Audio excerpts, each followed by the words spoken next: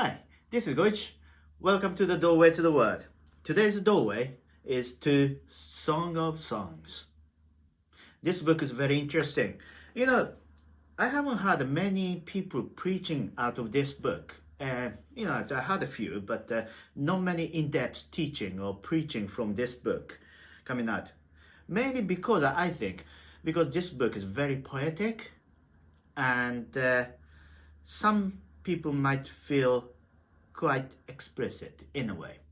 It's talking about the love between the man and woman, etc., etc. And actually, it was quite controversial through the history anyway. But when you study this in depth, with the eyes of God, through Holy Spirit, we can learn so much about God's heart and God's love. So, I recommend you to read this short book, only 8 chapters, but so much in it. And interesting though, as I said, not many people preach out of it, but many songwriters and worship leaders and all those people, they use that book, taking out the phrases for the songs, because this is a poem about love, you see. So, who wrote this? Well, author is King Solomon, because it says on the first chapter, the first verse in first chapter, Solomon wrote this song. And as it said, songs. Actually, this is a song. If you got the opportunity to go on the YouTube or something, go on the internet and type in Song of Songs in Hebrew or in language, and actually they sing this in Hebrew language. Incredible, very nice, So if you're interested in, please do that. But this song, written by Solomon, and actually Solomon wrote 1,005 songs, Bible tells us in 1 Kings 4, and 3,000 proverbs. And Bible tells us the Song of Songs is the best one of his songs. See, the top one song out of 1,005 he wrote. Well, as I said, this is a poem, the form of poem and song, but many ways to read this. You can read it as a poem and a song of lovers, or you can read it as an allegory of relationship of Christian God and Christian Jesus, rather. And you can read it from God's point of view, how he sees us. And also you can read this as believers' point of view, how we pursue him. So today we're going to have a look at this book of Song of Songs as the believer's point of view, to see the progression and the maturity of our relationship with God. Okay, so purpose of study of Song of Songs today is about finding out the progression of spiritual maturity in Christian life, the walk with God, to reflect our individual and corporate walk with God, to disciple, to see what God is doing in our lives regarding the relationship with him. By studying these songs in that kind of point of view, we can find where we stand in our maturity in a relationship with God, and it's very useful. And also, it is a good exercise for interpreting the symbols and prophetic expressions, because many symbolic expressions in this book, as it's a beautiful poem.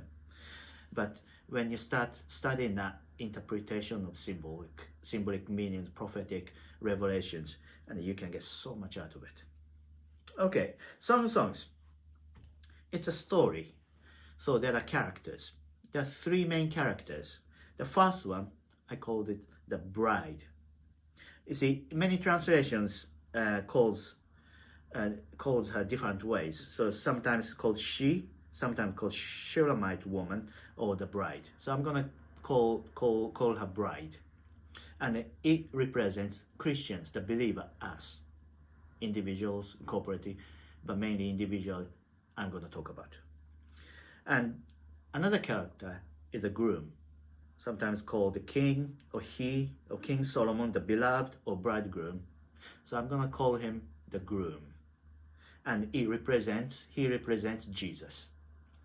And the another character, the friends or daughter of Jerusalem, and they are other believers, kind of friends of the bride.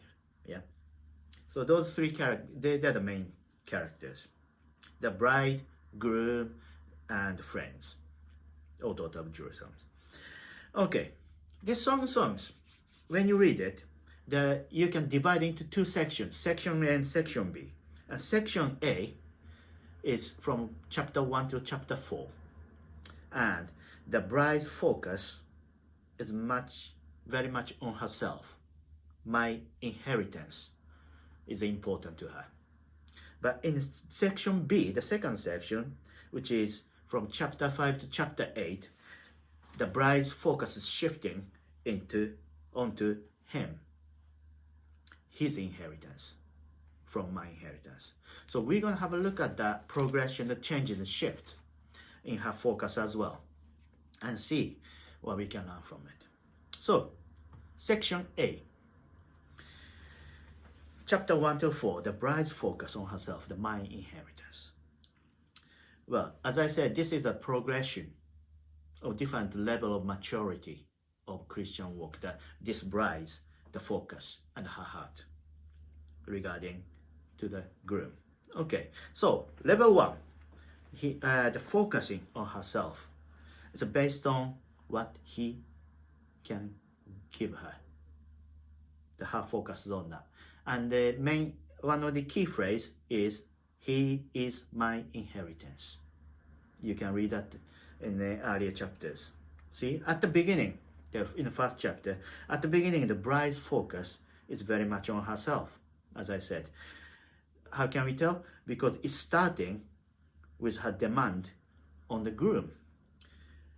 She says, let him kiss me and take me away with you. Let him hurry. It's all demand, you see. She's demanding. And next bit, that she started describing her lowly situation. I'm darkened by sons. My mother's sons are angry with me. They make me work in their vineyard while my vineyard is neglected. That kind of things, you see. And with those, that kind of inward looking of the bride, Jesus responds to her very tenderly and affirming her by saying, phrase like lily among thorns, my darling. You see, despite her self-focusing confession, the bride's love and affection for groom is genuine, by the way. You know, she's actually focusing inwards, but her love for the groom is genuine. She loves him very much, you see. Though it is based on what he gives her, but nevertheless, she loves him. And the groom continues to feel her desire for his affections. Interesting, all the way through this book, the Songs, the groom, representing Jesus, continually affirming the bride of her heart desire for him. You see, her devotion and everything. He continued affirming her. And as well as how much he loves her despite the darkness that he has in her heart. He never once criticized her. And that's what Jesus does to us. Jesus sees us exactly the same, despite our darkness we have in our lives or in our past, in present, he never criticizes us. He helps us to overcome it.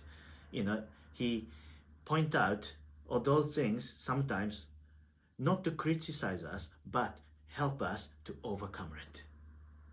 And he always offers the love and affection, affirmation, everything, the good, and everything we need as we focus our eyes on him, despite of our darkness we carry. See, at this immature stage, her love for the groom is based on what she receives from him. Remember that. And Jesus, the groom, keeps responding her with more love and affection. That's level 1. Well, level 2, the next stage. Interesting. It's a groom's desire to share his life with the bride. The key phrase is, "Arise, my darling, my beautiful one, come with me." That's what the groom says to the bride. See, bride sees a new revelation of the groom as a conquering king who leaps over the mountains of issues with no problems. You can read that in chapter 2, you see. And the mountain in this phrase represents all those issues, the matters, the problems that comes into our lives, people's lives. And Jesus, the groom, can leap over like gazelle, like a deer, no problem. And the groom calls her, the bride, to join him in his ministries in chapter 2, verse 10. See, excuse me, his desire, this is his desire to share his life with her. That's why he says, "Arise, my darling, my beautiful one, come with me." See, the bride, interestingly, she hesitates to leave her comfortable place of happiness. You see, remember that the groom has been responding to bride's desire and request of affection from him, see? And bride is happy where she is because she's so loved and receiving all the desire that she has from him. But now the groom is saying, "Come with me, join me in my work." But bride said, "I don't want to go out. I'm happy where I am." You see, so she hesitates, and then as she hesitates, groom withdraws his presence. And bride quickly repented. This is the key. Quickly repented, went out and searched for him, and immediately she finds him. And with that, the bride gets fresh revelation of him, and entering a new stage, a new level of maturity. You see, Jesus always fills our lives with love, affection, and blessing. But he would like to share more than that. He would like to share every aspect of him, including his ministry, his work. See, when we encounter the problems in our lives, we pray to Jesus and he solved them for us. That's what we expect, and we pray, "God, Jesus, please help me. Do this, do that, do this." But in the next stage of maturity of the relationship with Jesus, Jesus would like us to participate with him to conquer and overcome the problems. See, this is level 2, the next level. So that we too experience the victory Jesus experienced. You know, he wants to share that bit as well. So, this is the next stage. The groom wants to share in his ministry. Okay, so brides enter into the next stage. Then, level 3 comes. And it is how the groom sees the bride. The realizing who she is in him. The key scripture is, "Come with me, my bride. The first bit that the groom said, "Come with me, my bride." And the next bit that bride responds, it says, "Let my beloved come into his garden." Okay, in here, the next stage, next level, the groom describes 8 distinct virtues of bride's beauty, which he sees coming forth in her. You see, brides entered into next level, and groom's describing that the beauty the potential she had, and just telling her, reminds her who she is as she's maturing. And that's what Jesus does. Every time we enter into new level of relationship with Jesus, he gives us or make us realize who we are, that we never realized before, and all the good things that he put in us. And the bride's response and is very much different from the earlier ones. She commits herself to go up to the mountains that she refused previous in chapter 2. You remember that when the groom called the first time, come with me to the mountain, and she refused, but now she commits herself, I will go, in chapter 4 verse 6. And then the groom calls her my bride for the first time here as she commits herself. Before, she was called my darling or my love, but in chapter 4 verse 8, groom first time calls her my bride, my spouse. You see. And then this point, she starts to see herself as his inheritance. I am his garden, I am his. In verse 16, chapter 4. You see, the bride that's starting to show her maturity in her heart. And now her focus is started shifting from herself to the groom by stating her desire for his influence. Well, in this book it says a fragrance of his fragrance. Fragrance means represents influence. You see, the influence to be his influence to be spread into the world through her ministry and life in both hard times, represented by north wind, and blessing at the south wind in verse 16. And she sees her as his garden, not her own. You see, distinctive change here. That's why Jesus said, you are getting mature enough to be my bride, my spouse. You see. So this is the section 1. It's from self-focusing into the maturity of seeing herself as his inheritance. So this is section A of Song of Songs. And section B goes even higher.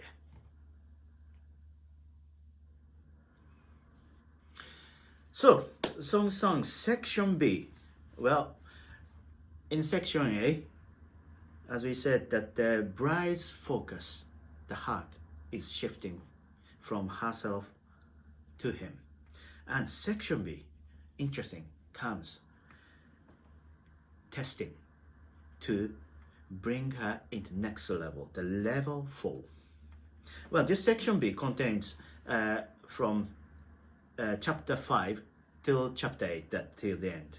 And the bride's focus is about on him, his inheritance. Yeah. So this level 4, the ultimate test of maturity, the love without gaining. And the key phrase is, I am my beloved, the beloved, the groom. Well, in here, the groom, represents Jesus, wants his bride to take part and share in every aspect of his life. The first one in section A, it was about his work and ministry, but here it's much deeper than that. Every aspect of his life, including his suffering. You see, suffering was part of his life, and Jesus wants us to understand what he experienced and how he felt, etc., through his suffering as well. You see, when you're in a loving relationship, you share good things as well, but when it gets deeper, you want to share every aspect, the dark bits and hard bit as well. And that's what the loving relationship is all about, everything. And it's so same as God, same as Jesus. And here the groom wants the bride to understand about the suffering in his life. And with that, he withdraws his presence again. And the bride responds to this test in obedience and endurance. You see, as the groom withdraws his presence for the second time, he wasn't found immediately like in chapter 2. The bride goes out to look for him, and then we get abused by the watchman, which is a kind of religious spirit around us, really. The people with a religious spirit taking away her ministry, which is represented by her cloak, and that kind of things. It has such a hardship that she endures. But she responds to those tests by keeping her love and faith in the groom. See, here the endurance and maturity, endurance and humility brought her into maturity in chapter 6. You see, these are the tests of love without gaining. The Lord is saying to her that, would you still love me? Would you still be mine, even if I withdraw everything from you? Even the things that you deeply desire, like ministries and that kind of things. And God's saying to us sometimes. Sometimes we don't understand why those things are happening. It could be the test, saying, I want you to go into the next level of loving relationship with me. And that is love without gaining. And then, you know how the bride responded? She responded to him, said, yes, I will follow you without getting anything from you. Very much contrast. It's a contrast from chapter 1, isn't it? Her love and the loving relationship with the groom was based on what she can get from him. Now, she is saying, my love for you is based on love itself, not what I can get out of you. And with that, groom comes back and he praises her after this testing. And praises her maturity, endurance, and everything. And even the daughters of Jerusalem, the friends, they praises her too. See, after the thing, remember this, God is good. After every single testing, God will bring you the blessing more than you had before the testing. See, you can trust him in that. Trust his faithfulness. You see, even the testing is not to harm you, but to bring you into next level. That's what it is. So, level 4, level 5 is the praising, and then next level 6, the bride's mature partnership with the groom. Now, she loves him for who he is, and she loves him. She loves him. She loves the groom for who he is, and he loves the bride even more. Well, anyway, it's about next level is about recognizing his inheritance. Okay, the bride's love is secure. Her heart is in the right place. Now, God is bringing her into the next level. And key phrase is, come, my beloved, let us go to the countryside. And this is, the bride is calling the groom. Not the other way around, you see. The bride walks out a mature bridal partnership with the groom. And in chapter 7, verse 11, she said, come, my bride, let us go to the countryside. And this is, she is calling the groom to the ministry, to the work. And that's very, very big difference from what he used to. See, bride's focus has been shifting from herself to him and to others at the same time. That's a sign of maturity.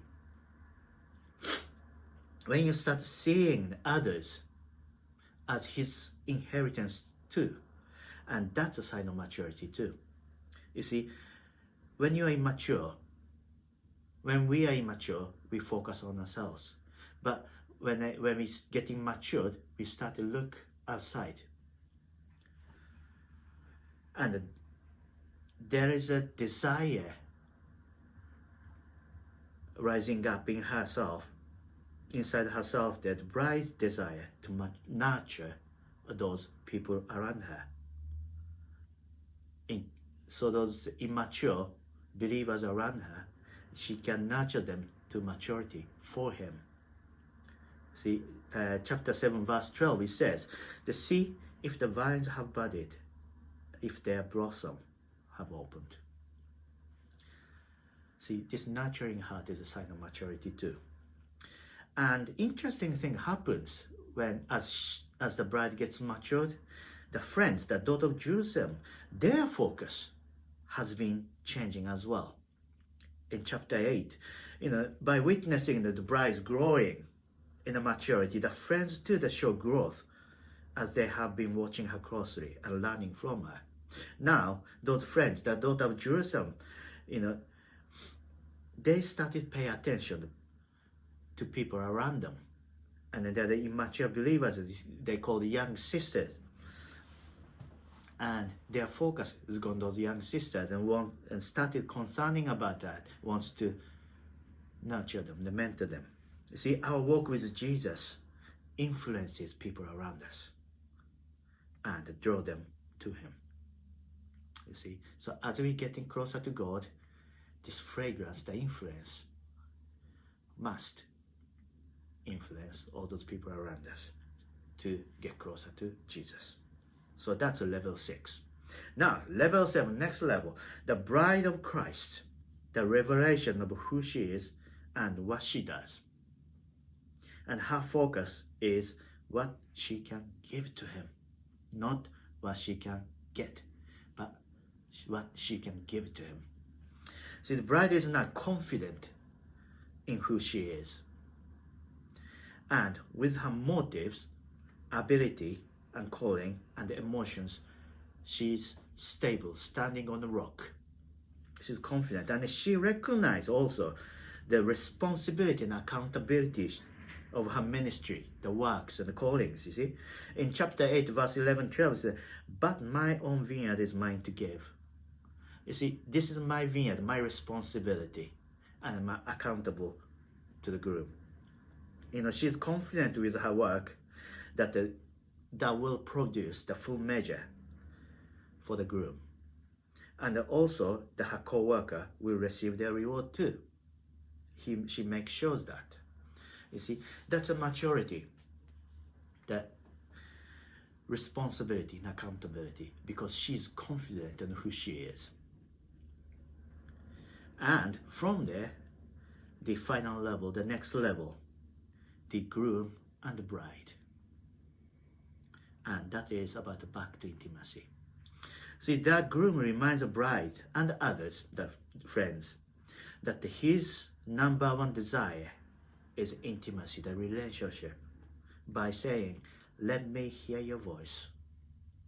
You see, as the bride was maturing, her focus shifted and started focusing what she could give, the work in the kingdom, the ministry, the work for him.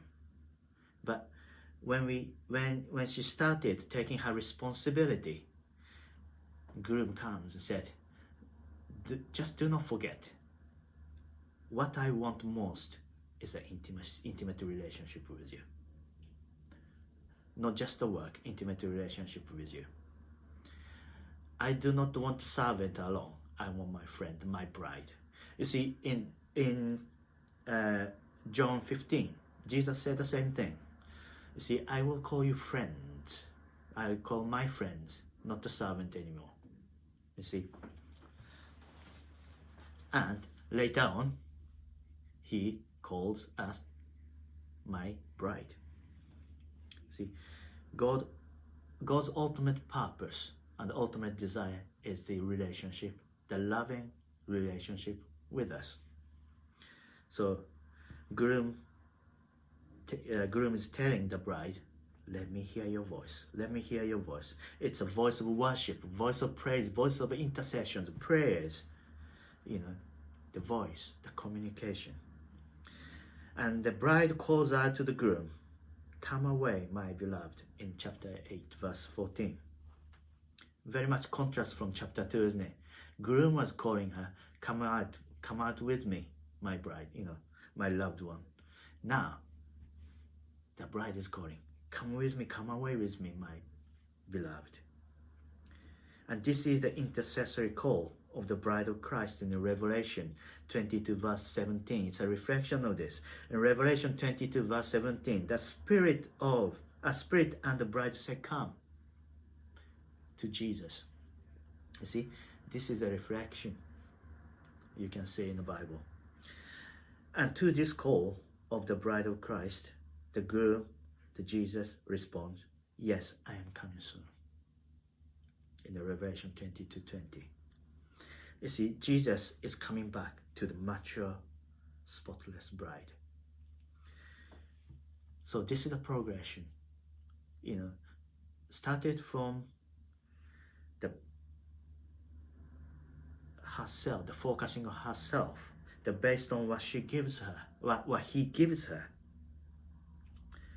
It started from there and receiving all the blessing and love from Jesus, but still inward looking the bride was. Then groom started sharing his life with her, and her focus, the relationship started shifting into maturity and realizing who she is in him. And it comes a test of love without gaining. Then recognizing his inheritance and what she can give him. And with that maturity, the groom brought her back into intimacy. Well, this is the Song of Songs, a very much brief overview of what this book can tell us. You can study much deeper. People like Mike Bickle from America did an extensive study on Song of Songs, and I recommend you to find out. He's studying teaching on Song of Songs in details, and you can find much more details, and then from that you can realize and recognize the great loving heart of God for us. And we can check our walk with God by looking at, where am I in this relationship with God? Am I still self-focusing, or am I maturing? Am I in a test of love without gaining, or am I in a place that is looking for what I can give to him? How is my intimacy? All those things. And when you're discipling people, you can start to see, well, I think it's time for them to go into next level. It's that kind of things you can do. But important thing is knowing heart of God and knowing who you are.